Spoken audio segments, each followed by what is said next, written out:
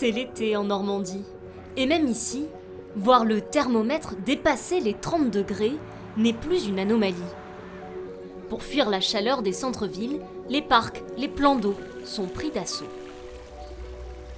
Sur la base nautique de Bédane, à 20 minutes au sud de Rouen, cette ancienne carrière transformée en lac artificiel connaît un succès nouveau, car les villes sont victimes des îlots de chaleur. Ces dernières années, il fait beaucoup plus chaud. La température pendant les mois de juillet, août, ouais, ça a augmenté beaucoup.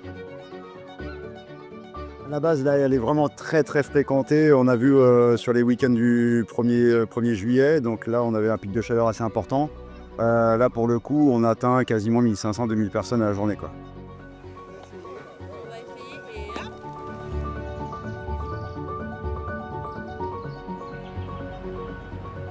À Caen, Olivier Cantat, membre du GIEC normand, a installé des stations météorologiques pour mesurer leur point d'incidence. On va faire une petite station météo automatique qui est totalement autonome. C'est comme des petites coupelles, en fait c'est une hélice. Et à l'intérieur, il y a une sonde qui mesure la température et l'humidité de l'air. Alors, ce qu'on a observé au bout d'1 an, 2 ans de mesure, on a eu pas mal de données puisque toutes les 10 minutes on a une information qui descend. On s'est rendu compte qu'il y a un excédent de chaleur moyen de l'ordre de 1 degré. Quand les conditions sont claires et calmes, et notamment la nuit, on va avoir des écarts qui peuvent atteindre 3, 4, 5, jusqu'à 6 ou 7 degrés en période de canicule notamment.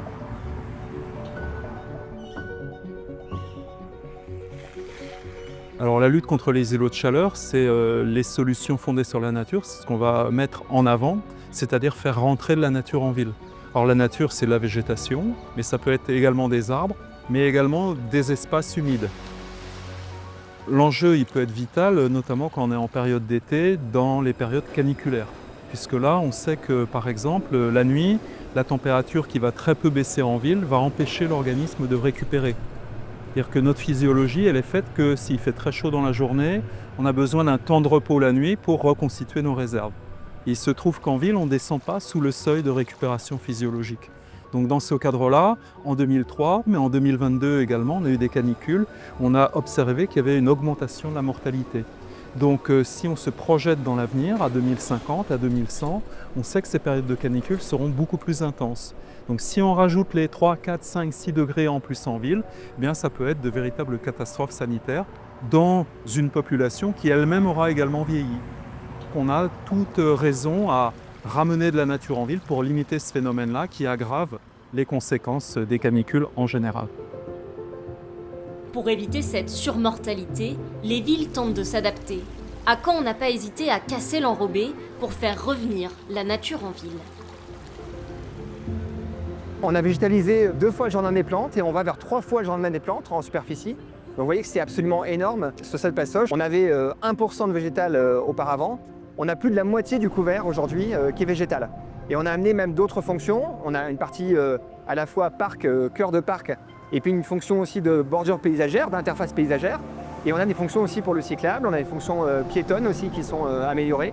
Donc on a amené des fonctions de transition qui participent d'une place multifonctionnelle. La particularité de la ville de Caen est qu'elle bénéficie de 2 courants d'air principaux, l'un venant de la mer et l'autre des terres. Là, on est situé tout près de la prairie, et cette prairie, elle a un rôle essentiel dans le rafraîchissement d'une grande partie de la ville. Vient de la prairie, la brise de campagne, qui vient rafraîchir la ville, et l'enjeu qu'on a abordé avec Olivier Cantat, c'est de pouvoir irriguer cette brise de campagne à l'intérieur même du territoire urbain par le relais de cette passe Foch. Ces études ont montré que plus on végétalise autour de la prairie, plus la brise de campagne vient rafraîchir l'intérieur de la ville et vient maximiser finalement la propriété fonctionnelle de cette prairie. C'est formidable d'avoir en plein cœur de ville une prairie comme ça. Depuis quelques années déjà, les villes se préparent aux changements annoncés.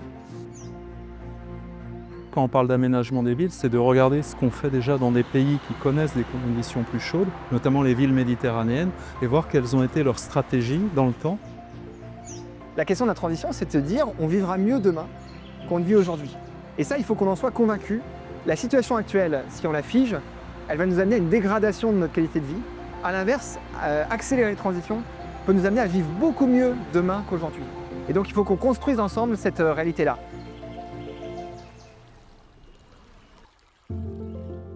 Pour faire face, Toute la société est en train de changer. Nous commençons à faire évoluer notre manière d'habiter, de se déplacer. La nécessité d'une transition est actée.